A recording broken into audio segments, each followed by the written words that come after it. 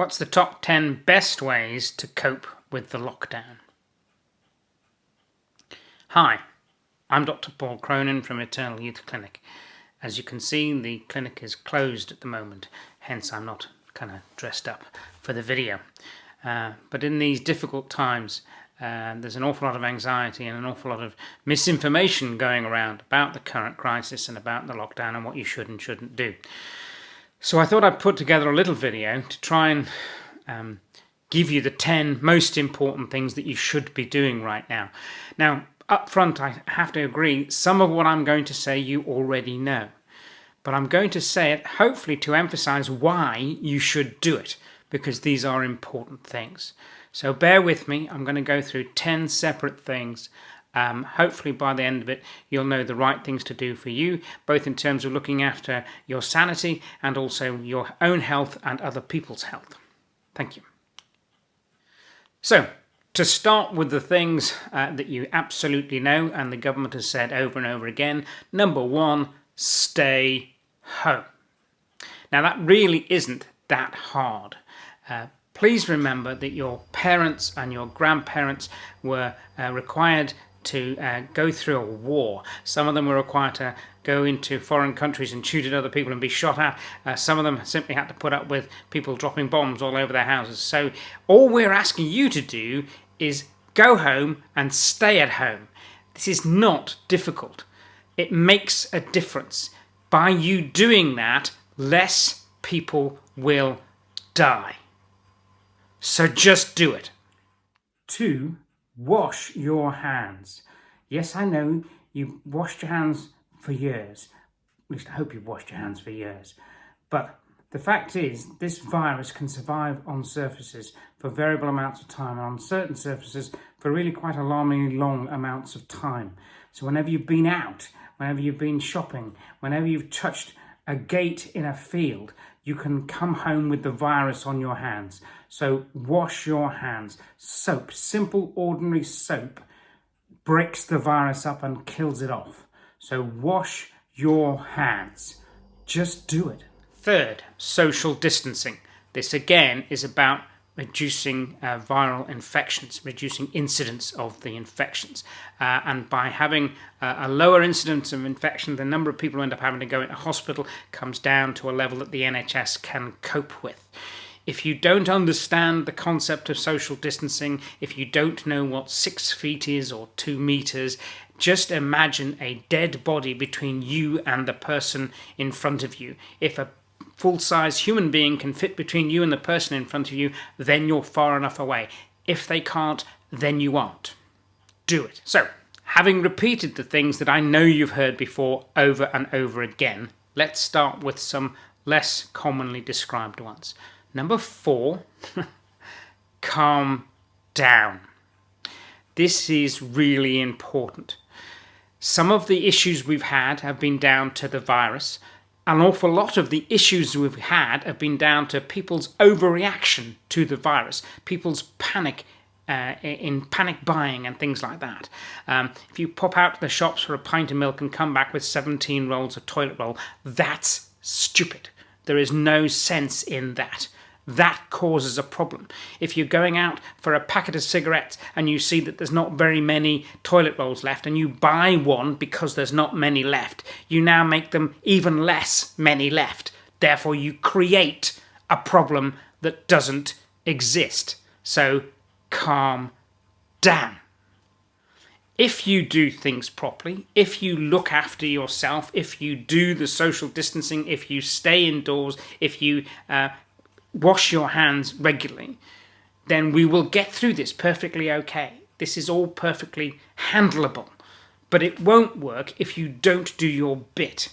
The NHS can cope with the current levels. It can cope with slightly higher levels than this. But if you do your bit, that's the only level it's going to get, and therefore it'll be fine. So, part of the ways of helping you calm down is to do things like exercise, yoga, and stretching. These things are really important, especially when you're doing less moving around, especially when you're indoors a lot. Then you need to exercise for your physical well-being and your mental well-being, and it also helps the stress, so that's all part of the same process, okay? So People then say, but I can't go to the gym. I can't go and get my exercise. Well, actually, an awful lot of exercise can be got in your house.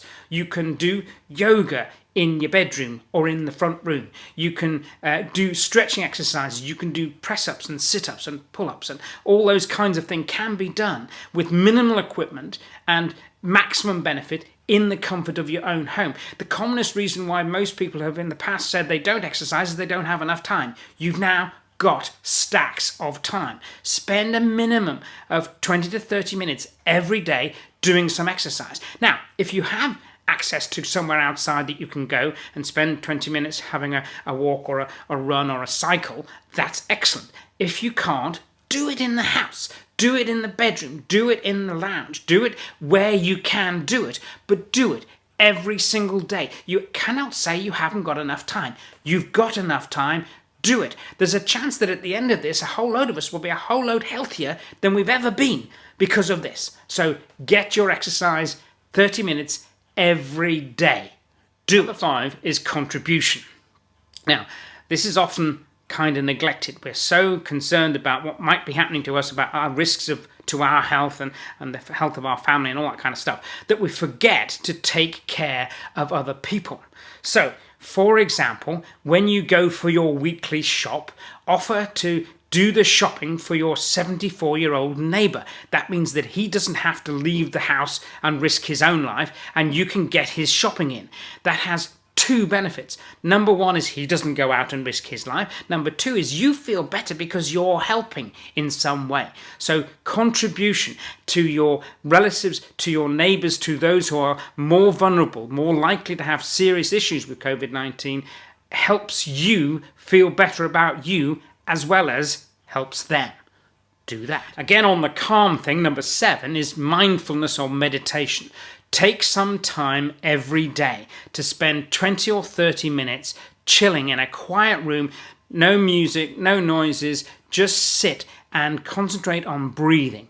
Breathe in and yes, followed by out. That's how it works. In and then out. If you keep doing that and just concentrate on the sensations of the I don't know, your skin inside your socks, the sensations of the seat under your bottom, the sensations of your arms on the chairs of your armchair. If you concentrate on the right now immediate things, that calms the brain. That calms the little lizard brain inside your head that says, everything's going to hell. Okay, so do that. Mindfulness, meditation, sitting calmly, breathing. There's a kind of breathing where you breathe in for, let's see, that's right, you breathe in for 4 seconds and breathe out for 8 seconds. If you do that on a regular basis, even only 10 or 15 times, that calms you. That makes you feel calmer. So practice mindfulness, practice meditation, practice regulated breathing, and you will feel better. It's good for your physical health and for your mental health.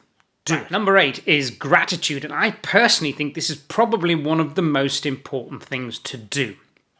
We are often so concerned about fear and anxiety and what's happening to our family, what's happening to our jobs, what's happening to our money, all those kind of things, that we concentrate on only the negative stuff and we forget to think about the good things, the really good things that we have. So gratitude is a really important thing to kind of get into your head. And if necessary, spend 5 minutes every morning reminding yourself how good your life is. You have a bed to sleep in at night. You have food in the fridge. You had a job. Hopefully you've still got one when it's all finished.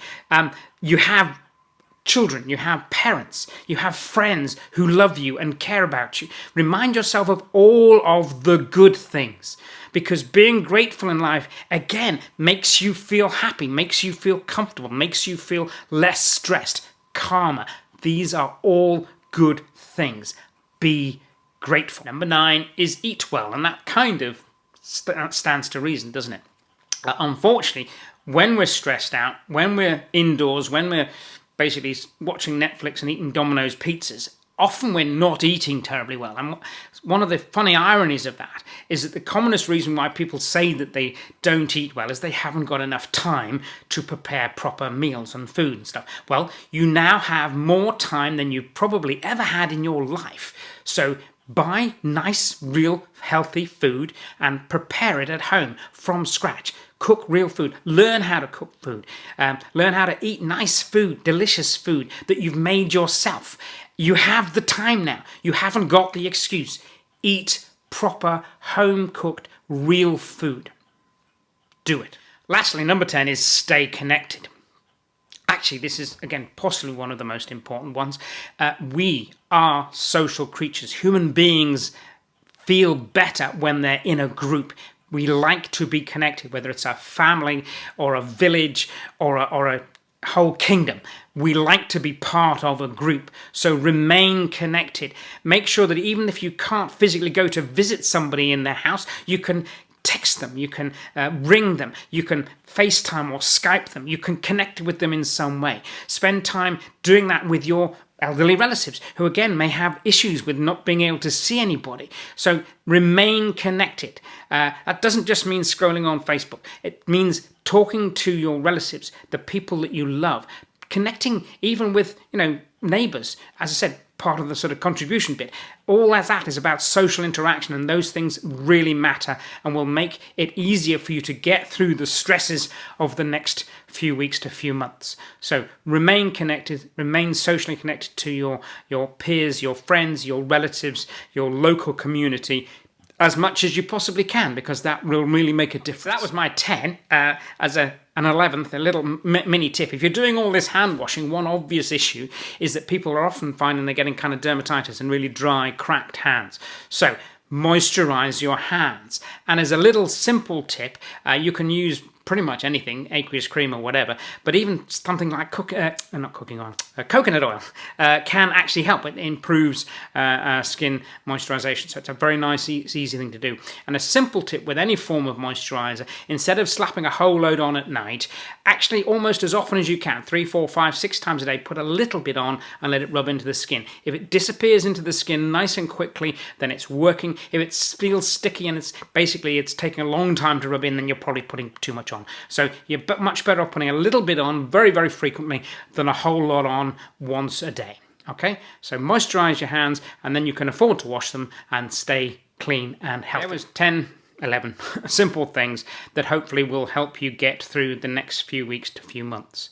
But let's round this up by saying this too will pass. However bad it seems at the moment, however scary it seems at the moment, however the death toll rises and everybody gets worried about that, and I understand it, I'm not saying it's a good thing even in any way, shape or form, but all of that stuff will come to pass and we will get over this, okay? So the COVID-19 is not going to last forever. It's not going to wipe out humanity. It is going to be dealable with over a period of time. So get used to what's happening now, do the things you need to do now, and remember this bad time now will eventually become good again. Okay? And let's hope that when it does, and we are able to go out and meet people again and go out to somebody's house for a dinner or go and meet them at the cinema or whatever, let's hope that actually we all appreciate what we've got more. Let's hope that we all feel a bit more grateful about the good things we do have in our life. So you never know, maybe this can actually make us more appreciative of how good the world is for us. Okay? So take the time to do the things we've just discussed. Stay well, stay safe, and God bless. Cheers.